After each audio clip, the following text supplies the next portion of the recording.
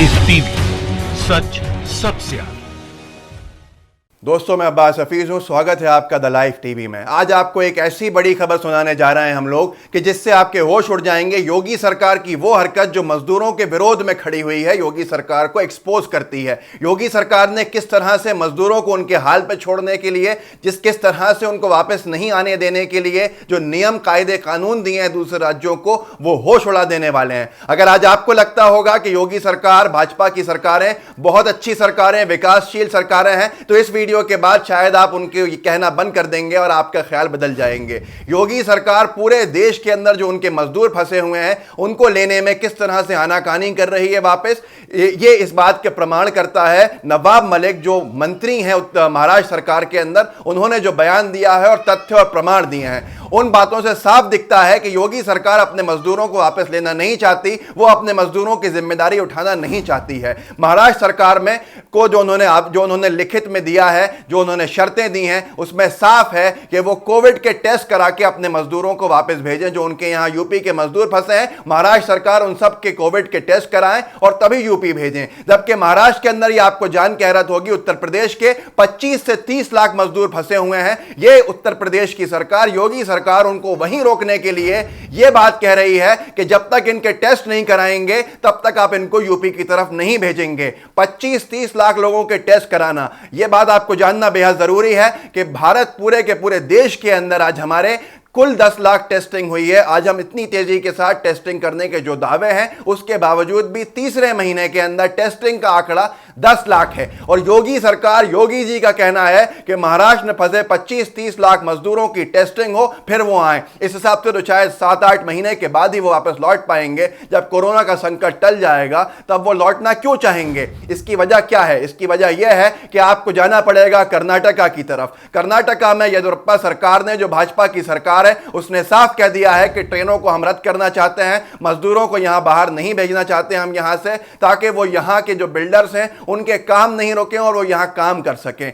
क्या बंधुआ मजदूर कराएगी भारतीय जनता पार्टी की सरकारें मजदूरों से? आपको सोचना पड़ेगा। यह मानवता है या मानवता के खिलाफ उठाए गए कदम है? वहीं पर यूपी सरकार वापस क्यों नहीं ले रही है, इसके कोई जवाब नहीं है। क्या वो भी अपने मजदूरों से वहां बंधुआ मजदूरी कराना चाहती है महाराष्ट्र के अंदर? क्या महाराष्ट्र के उद्योगपतियों ने इनसे बात की है? क्योंकि ये सूट बूट की सरकारें हैं, ये सूट बूट वालों की सरकारें हैं। मजदूरों गरीबों का दुख इनको नहीं दिखता। यही वजह थी कि मोदी सरकार ने भारतीय जनता पार्टी के अंदर की सरकार के अंदर जो रेलवे विभाग आता है उससे लूट के रास्ते खोले, मजदूरों की जेब पे डाका डालने की बात करी। हजारों करोड़ रुपया मजदूरों से वसूला जाएगा ट्रेन के टिकटों के नाम के ऊपर, जबकि विदेश में फंसे हुए जो भारतीय थे, अमीरों की औलादें, उनको मुफ्त के अंदर वापस लाया गया। लेकिन आज बात महत्वपूर्ण है योगी आदित्यनाथ की। वो योगी आदित्यनाथ जिनकी गोदी मीडिया इमेज बनाने पे उतारू है, जिनको बहुत ही बड़ा जो शासक होता है, अच्छा न्याय वाला और अच्छा शासक बताने की नाकाम कोशिश चलती रहती है, वो बार बार ऐसे ही एक्सपोज होते हैं। उनका कहना है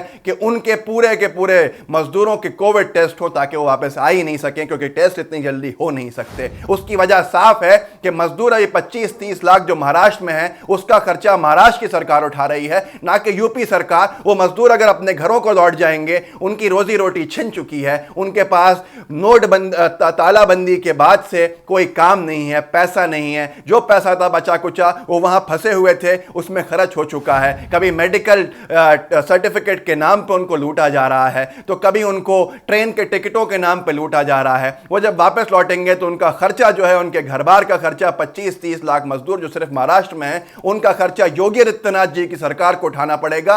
उस खर्चे से बचने के लिए इस तरह के नियम, इस तरह के कानून कि वापस आए, जब तक कोविड टेस्ट नहीं हो जाए तब तक वापस नहीं आए। पूरे भारत में 10 लाख कोविड टेस्ट हुए हैं और योगी जी का कहना है कि हमारे 25-30 लाख मजदूरों को जब भेजना जब उनके कोविड टेस्ट हो जाएं। आज आपके सामने है कि किस तरह से ये दोहरा चेहरा भारतीय जनता पार्टी का है। एक तरफ वोट मांगने के लिए मजदूरों का साथ मांगते हैं, गरीब बेसहाराओं का साथ मांगते हैं, लेकिन आपदा की घड़ी में सिर्फ और सिर्फ उद्योगपतियों के और बड़े बड़े लोगों के साथ खड़े होते हैं। यह आज स्पष्ट हो गया कि भारतीय जनता पार्टी की सरकार कर्नाटका में हो तो वो बंधुआ मजदूरी कराने पे लोगों को मजबूर कर रही है, महाराष्ट्र में हो तो वो कोविड टेस्ट कराए बिना नहीं आने के लिए रास्ते बंद कर रही है, और अगर केंद्र में बैठी हो तो मोदी सरकार, भाजपा सरकार रेलवे विभाग के जरिए करोड़ों का हजार करोड़ से ऊपर का डाका जो जेब काटने का काम मजदूरों के किया जा रहा है वो सामने है आपके। अगर आज भी आपको लगता है कि ये भाजपा की सरकारें